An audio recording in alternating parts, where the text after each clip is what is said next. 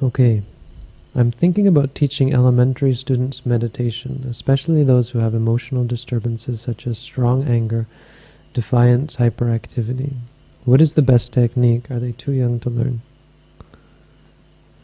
Okay, I probably should do a separate video just to say this, but maybe I'll just say it and say it again and again in all of them, because it's something that I believe quite strongly, and I've said it now tonight a few times, is that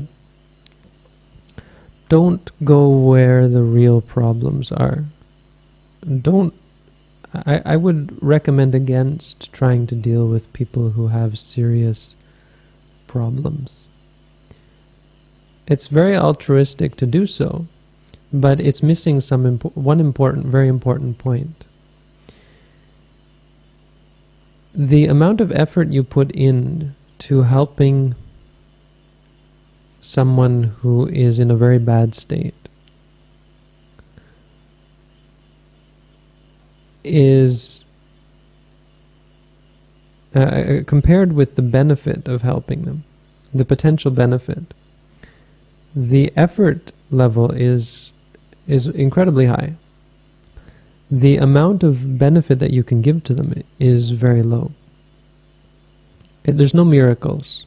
A person who has a lot of mental trouble is not likely to, in most cases, become a fully enlightened being in this life. It just doesn't happen. This monk that I was talking about is an example of that. He practiced meditation. He's been practicing, if he's still alive, he's been practicing for 20 years or something. And he's still taking baby steps. He's still blowing up. He's still got the same problems. It's a very, very slow path. Everyone who practices meditation is going to go through the same conditions again and again and again until finally they're worked out, worn down, broken apart, and discarded. But until that point, they will come back again and again and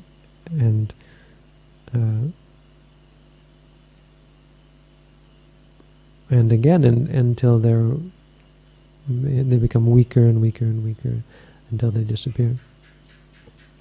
So this is you get a far less return for your effort.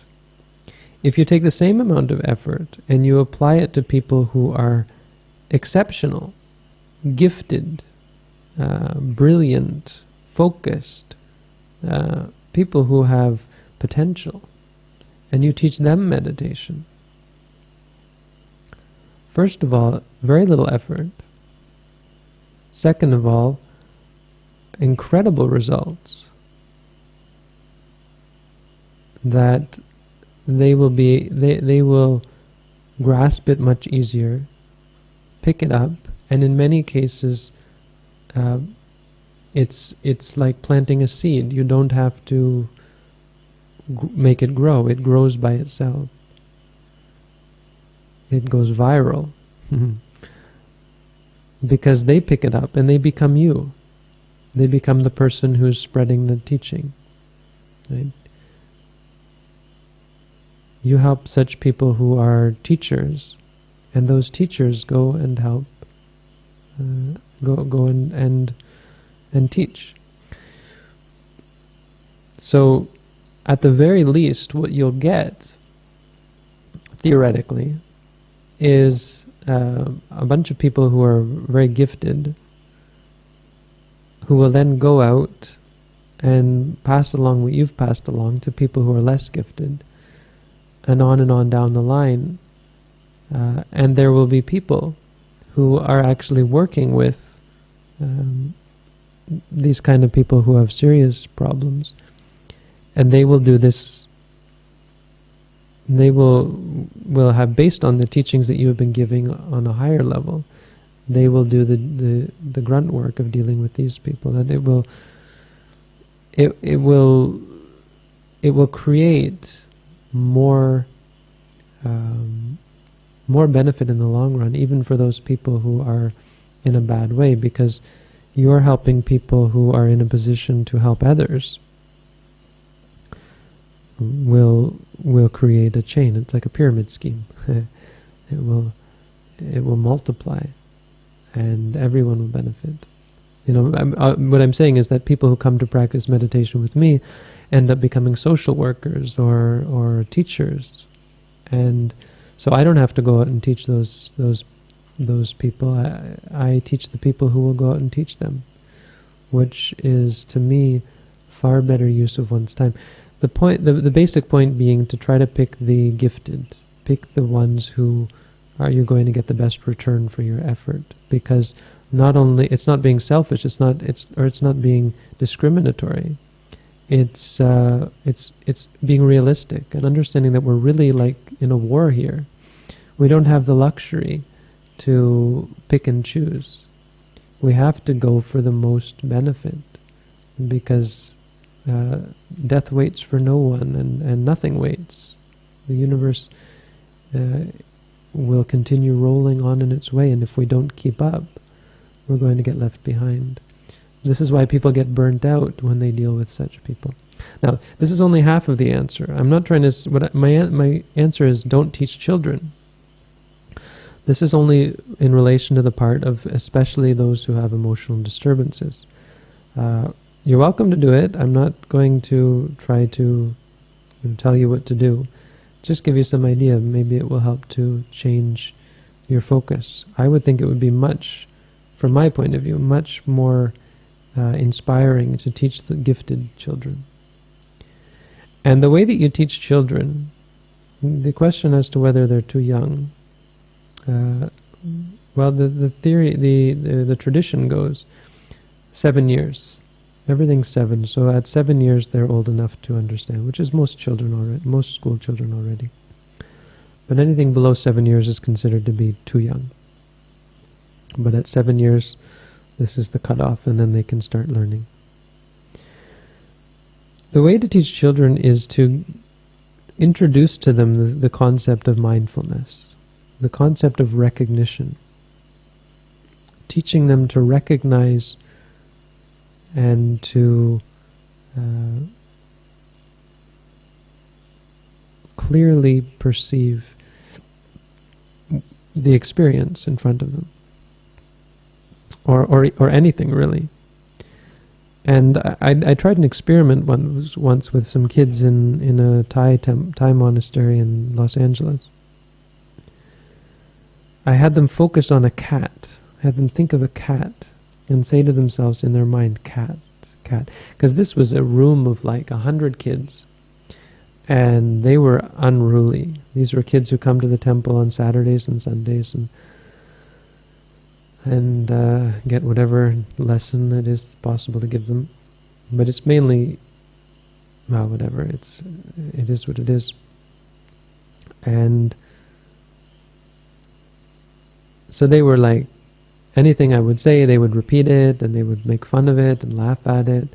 And I wasn't upset by that, but I was prepared in advance because I was aware of the situation. So you can't lead these people directly into meditation. You can't say, start watching the stomach, say rising and falling. Give them something that's going to appeal to them. So I thought, well, let's do some simple kid stuff. Think of a cat and say to yourself, cat, cat, cat, cat.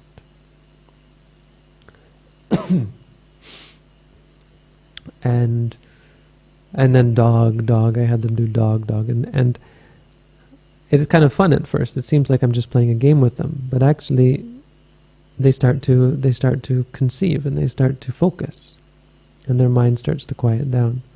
And it did work. I think it worked quite well. It's something that you'd have to try long term. But the point of it is to get them around slowly to the point of being able to watch and observe their own experience. First a cat, and then a dog, and then I had them focus on their parents. And this is important. This really got me brownie points with the parents, I think. The parents are all sitting listening as well. And so I said, think of your mother and say to yourself, mother, mother, mother. And then for your father and say to yourself, father, father. And then I came to what is actually the beginnings of Buddhist meditation. It's the focusing on the Buddha, right? You have this famous Buddhist meditation of saying to yourself, Buddha, Buddha. So I had them do that. I said, picture the Buddha now, because the Buddha, big golden Buddha image. So think of the Buddha and say Buddha, Buddha, Buddha. And so they did this. And then eventually I got around, I think after the Buddha, then it was right to focusing on the body. And then it was watching the stomach, watching your breath. I brought it to them that way. I think that, it's just a simple point there, the idea of starting with something cartoonish that they can relate to. And of course it depends on the age level, but the important point is to bring the concept to them. Find a way to explain mindfulness to them. Right? And I think that's clearly explained by using the cat example, the dog example. Because you're just focusing on something and you're seeing this is a cat, this is a dog. And then they're building, when you're doing this, they're building up this ability.